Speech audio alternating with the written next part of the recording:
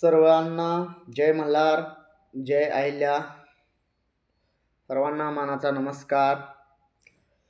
विषय असा आहे मित्रांनो, आपल्या धनगर समाज बांधवांना मला एक सांगू इच्छितो, मी बोलू इच्छितो की आपण अनेक वर्ष झालं आरक्षणासाठी लढतोय.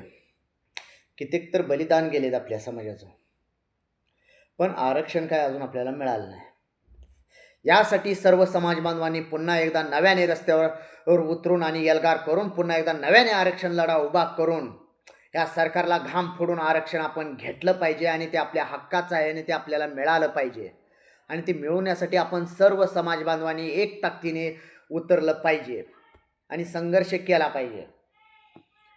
कारण कोणत्याही राजकीय नेत्याच्या मागं लागून आणि कोणत्याही समाज पक्षाच्या मागं लागून आपला समाज हा कोणत्या पक्षाच्या दावणीला बांधून आपल्याला आरक्षण भेटणार नाही. कारण त्या पक्षाचे लोक आणि त्या पक्षाचे नेते, काही आमदार असतील, काही खासदार असतील आणि मंत्री असतील, ते आपल्याला फक्त लालच दाखवतील आणि येणाऱ्या निवडणुकापर्यंत ते आरक्षणाचं घोंगडं असंच भिजत ठेवून पुढली 5 वर्ष ते सत्तेत येण्यासाठी आरक्षणाचाच वापर करतील.